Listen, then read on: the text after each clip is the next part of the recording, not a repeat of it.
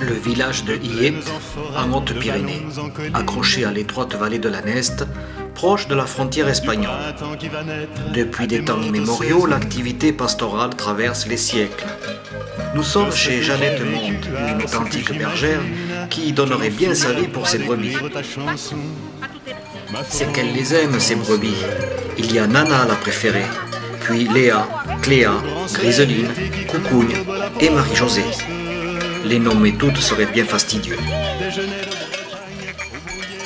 Comme chaque année, la famille a préparé un nécessaire à transporter pour le grand repas qui aura lieu après la montée finale. Des véhicules 4x4 avec remorques vont amener les victuailles, les sièges, les tables, en vue d'une récompense méritée pour les marcheurs. La transhumance, ici, c'est une affaire de famille et d'amis très proches qui rassemblent leurs bêtes pour partir aux estives, ces pâturages là-haut dans la montagne. Une montagne qu'il va falloir gravir à pied, derrière le troupeau, à son rythme plutôt soutenu.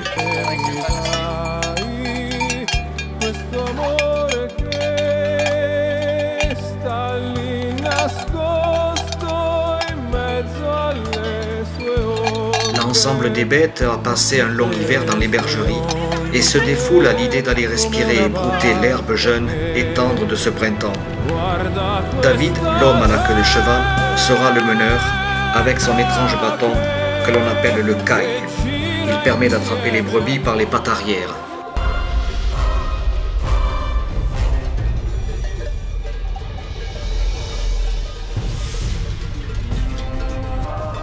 « 7h30 du matin.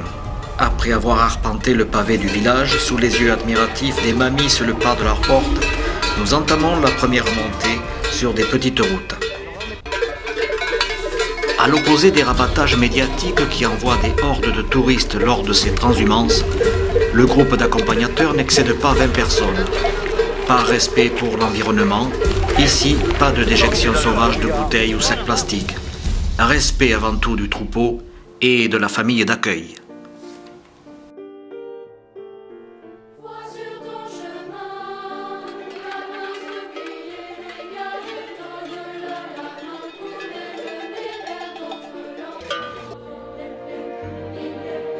Altitude 600 mètres. Le rythme s'est ralenti, les brebis broutent en même temps qu'elles avancent et cela nous permet d'admirer un panorama champêtre. C'est un trou de verdure où chante une rivière, accrochant follement aux herbes des haillons d'argent, où le soleil de la montagne fière, lui, c'est un petit val qui mousse de rayons.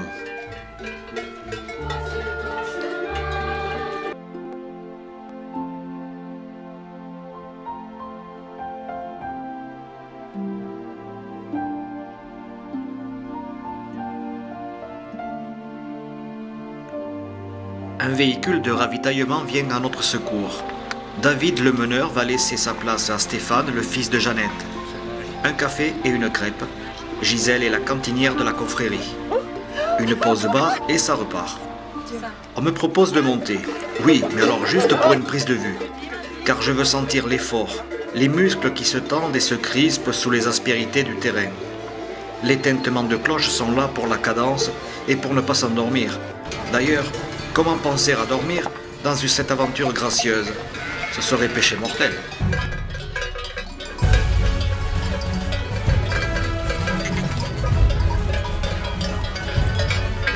Jeannette, là, qu'est-ce que vous leur donnez? Du sel. C'est comme les enfants, les bonbons. D'accord. Viens, Nana, viens. Viens, Nana, viens. Viens, Nana, viens. Film. Alors, pourquoi les bêtes sont parquées là actuellement? On levait les cloches, soigner les pieds et après on les lâchera. Et laisser reposer un peu. D'accord.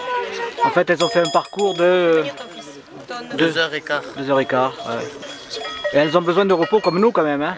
Ah oui. Bon, mais il suffit de leur dire maintenant un petit bonjour tous les 8 jours pendant 3-4 mois.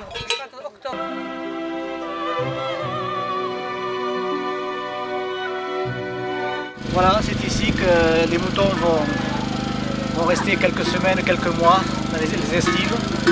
Un paysage extraordinaire. Derrière moi se trouve la chaîne avec le pic du Midi, un petit peu dans la brume. Mais ne nous plaignons pas, le mois de mai a été copieusement arrosé. Ici même, voici 5 jours, il y avait encore 10 cm de neige fraîche. À côté de nous, les vaches, belles et gracieuses, qui n'ont rien à voir avec les élevages industriels. Un bol de lait parfumé au genêt de la montagne. Tiens, nos enfants se porteraient mieux, n'est-ce pas, petit Adrien? Le refuge de Coulantigue se situe à l'altitude de 1444 mètres. Ce refuge, c'est un refuge ouvert à tout le monde ou bien c'est une propriété privée? Non, c'est une association, un groupement pastoral. Une partie est réservée aux bergers et l'autre partie est réservée aux touristes. La partie touriste est fermée à clé comme ça des bergers. Et pour avoir les clés, ils doivent se la procurer à la mairie de Sarancoy.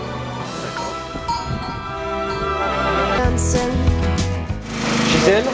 C'est bien Gisèle, hein? Oui. Qu'est-ce que vous nous faites de bon? Je suis en train de faire réchauffer la daube. Une daube. C'est ça qu'on va se régaler alors. Mimosa, vous avez l'âme d'un berger consciencieux. Vous me disiez que les brebis sont devenues plus responsables d'elles-mêmes qu'autrefois. Et puis, l'après-midi, dans les camps de chaleur, elles vont se reposer dans les bois. Est-ce qu'il reste des bergers en permanence avec les brebis? Non. Elles sont donc entièrement autonomes? Autonomes, enfin, les propriétaires viennent une fois par semaine venir leur donner du sel, regarder l'état des pieds, s'ils vont bien, leur soigner les pieds, des fois ça arrive qu'il y en a qui tombent malades, les redescendre. C'est tout un suivi. Est-ce qu'il y a des chiens qui sont là pour la surveillance en fait? Non, même pas. Non, pas du tout. D'accord. Pas du tout. Et si jamais il y a un souci avec l'ours ou bien donc des chiens sauvages, quelles sont les procédures? Mais bon, déjà, il y a toujours quelqu'un qui vient dans la semaine ou un week-end. S'il y a une brebis de notre collègue qui est blessée en redescendant, il le prévient. Et les procédures, c'est d'abord il faut pouvoir identifier la bête, le chien, à savoir à qui il est, le propriétaire, pour qu'il puisse être indemnisé. D'accord. Jusqu'à présent, on n'avait pas trop de problèmes qui se sont posés, non? Est-ce qu'il y a eu certaines brebis, un certain nombre qui ont été abîmées? L'année dernière, oui, il y en a eu de tués. Le nombre exact, je ne fais pas de tête. Monsieur, c'est quand même que le métier est rude. Oui. Ouais. Et que le berger, ça disparaît. Malheureusement que vous existez encore. Hein. Mais on va essayer de garder le plus longtemps possible la tradition. Se retrouver à notre famille, passer une bonne journée. Je vous remercie. Et comme vous dites de passer une bonne journée, je crois qu'il nous tarde de passer à table, n'est-ce pas? Exactement. D'abord l'apéro. Ah, l'apéro, c'est très important. Et après la table. Très important.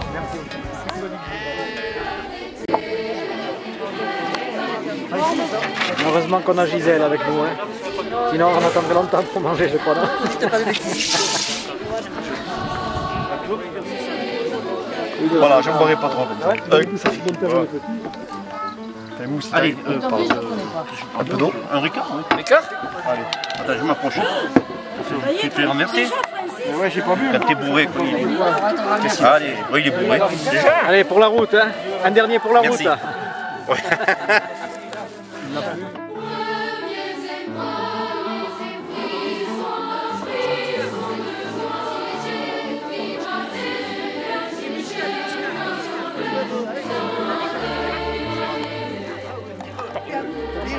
à l'image de nos familles d'antan, je retrouve cette saveur, cette convivialité naturelle. Dans les villes, on crée la fête des voisins, un jour fixé dans l'année, alors qu'autrefois, aucune autorité n'imposait ces amitiés naturelles. Ici, c'est l'amour et le partage. Nature et naturel vont de pair. Pas besoin de slogan publicitaire. Alors Jeannette, toujours bon pied bon oeil. Hein, on se laisse pas battre. Hein.